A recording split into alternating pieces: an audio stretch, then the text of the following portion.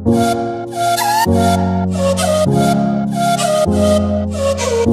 Friends, आज हम my डेस्कमेट part 22 की शुरुआत करने जा रहे हैं।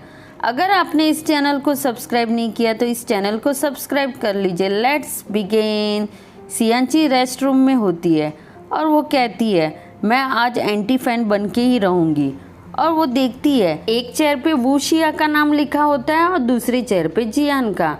तो एक लड़का आके सियांची से कहता है वूशिया इस ड्रामे की स्पेशल एक्टर है और ये सारी बातें सीक्रेट रखना, किसी को बताना मत। तो सियांची कहती है अगर वूशिया के बारे में इंटरनेट पे पता चल गया तो ये ट्रेंडिंग टॉपिक बन जाएगा, जिससे जियान को परेशानी झेलनी पड़ेगी। और सियांची देखती है पक्षी का शेड वूशिया की चेयर पे पड़ा होता है। तो सियांची शेड वाली चेयर पर वूशिया का नाम हटा के जियान का नाम लगा देती है।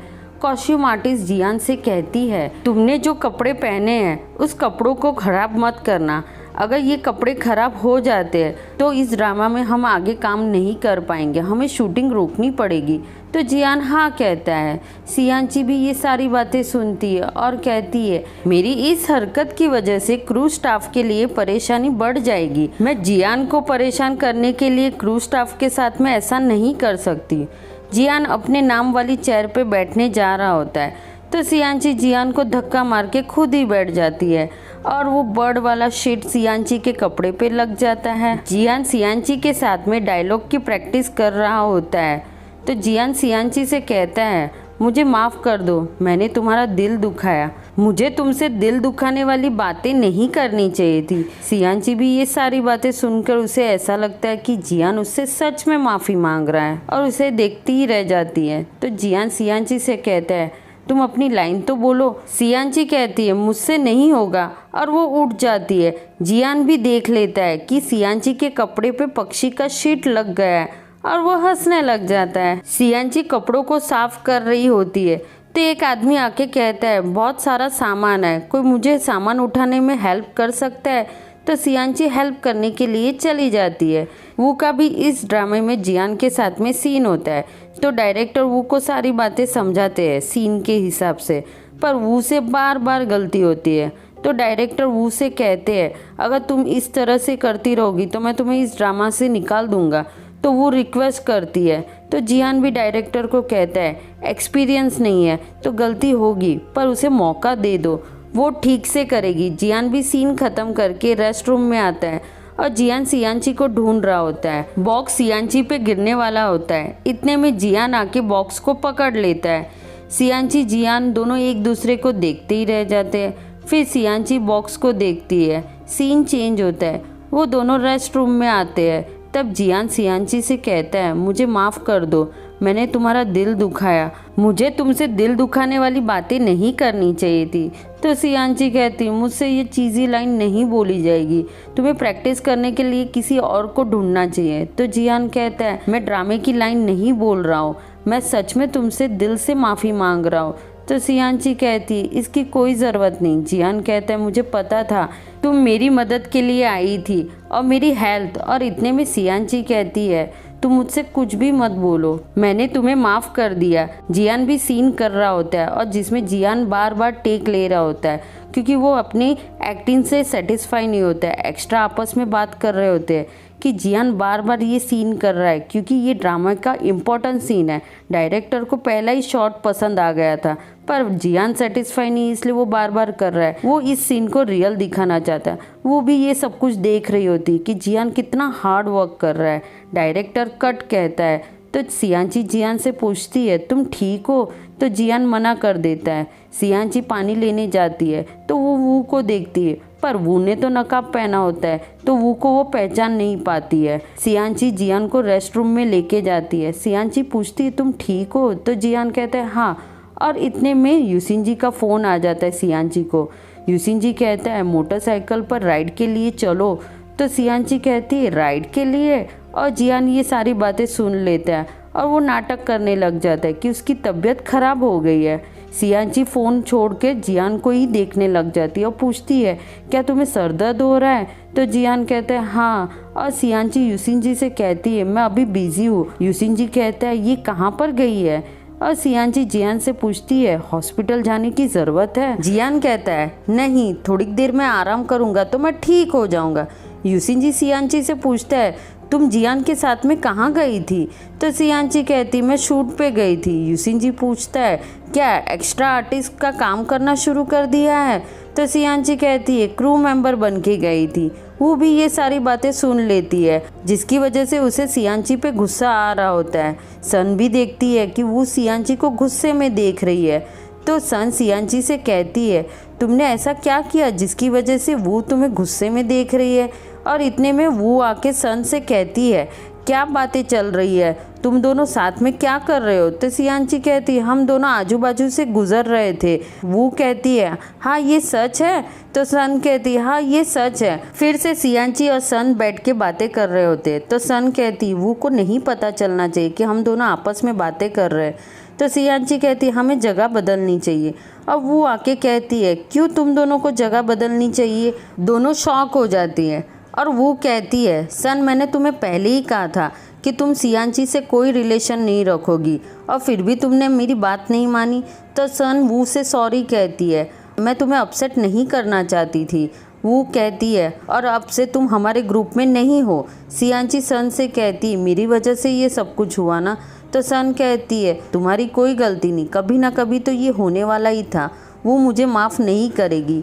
क्लास में भी वो सन को इग्नोर करती है। वो येन से कहती है तुमने मुझे जो भी चीज़ें दी थी पहले वो ये सब लेके मैं आई हूँ, मुझे ये सब पसंद नहीं है। तो वो कहता है तुम्हें जो भी पसंद है मुझे बोलो ना, मैं वही लेके आऊँगा। वो कहती है तुम्हें इन सब चीज़ों से कोई लेना देना नहीं है, हम दोनों बहुत ही अलग दुनिया से आते हैं, तुम मेरे बारे में सोचना बंद करो और अपना टाइम वेस्टेज मत करो। ये सारी बातें जियान और सियांची भी सुन लेते। इतने में यूसिनजी आता है और सियांची को आवाज़ देता है। दोनों ऐसा प्रिटेंड करते कि उन्होंने कुछ सुना ही नहीं और वहाँ से चले जाते।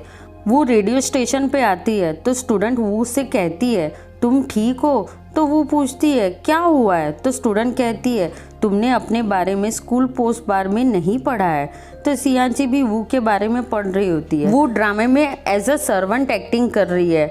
तो सियांची कहती है मुझे भरोसा ही नहीं हो रहा है। तो जियान कहता है मुझे पता था, मैंने उसे शूट पर अपने साथ में काम करते हुए देखा है। तो सियांची कहती सच में? सियांची वू के बचपन के फ़ोटो को देखकर कहती है ये लड़की कहीं पर देखी है। तो यूसिनजी सियांची से कहता है मुझे भी ये ऐसा ही लग रहा है कि ये लड़की को मैंने कहीं देखा है। और जियान कहता है आइसक्रीम पार्लर में तुम दोनों ने साथ में फ़ोटो देखा है। तो यूसिनजी कहता है फैटी डार्क लड़की ये। इतने में एक लड़की आके कहती है वू का क्लास 3 की लड़कियों के साथ में झगड़ा हो रहा है। और वो क्लास 3 की लड़की से पूछती है मुझे जानना है ये रूमर्स किसने फैलाई कि मैंने प्लास्टिक सर्जरी की है। तो क्लास 3 की लड़कियां कहती है हमें नहीं पता है और हमने ऐसा कुछ भी नहीं किया, जो सच है वही तो बाहर आया है। और इतने में सन आके क्लास 3 की लड़कियों से झगड़ने लगती है और कहती तुम सब साइकोपैथ हो, वो अच्छी दिखती है इसलिए तुम उससे जलती हो और उसके पीछे उसकी बुराइयां कर रही हो। क्लास 3 की लड़कियां सन से कहती है ऐसे भी वो पहले मोटी थी और बदसूरत दिखती थी और वो अभी सर्वेंट का रोल कर रही है, तो हमें उससे क्यों जलन होगी। इतने में सियांची आके कहती है अगर वो सर्वेंट का रोल भी कर रही है पर एक्टिंग करना उसका सपना है तो उसे रिस्पेक्ट देनी चाहिए उसके काम के लिए, और वो इतनी अच्छी और डिसेंट लग रही थी।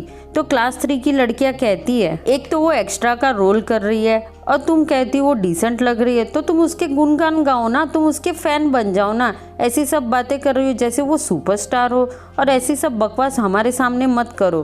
और इतने में जियान आके कहता है क्या खराबी है अगर वो के फैन बनते हैं, ये सच है एक्टर और एक्ट्रेस से भी ज़्यादा एक्स्ट्रा को रिस्पेक्ट मिलती है। क्या तुम्हें तुम्हारे ऊपर कॉन्फिडेंस है कि तुम वो से भी ज़्यादा अच्छा काम कर सकती हो। तो क्लास 3 की लड़कियां कहती है मैं एक्स्ट्रा का काम नहीं कर सकती हूँ। जियान कहता है क्या तुम वो से भी अच्छी परफॉर्मेंस दे सकती हो, क्या तुम फेमस हो सकती हो। अगर तुम वो जैसा कुछ भी नहीं कर सकती हो तो तुम्हें वो के बारे में बोलने की ज़रूरत भी नहीं है।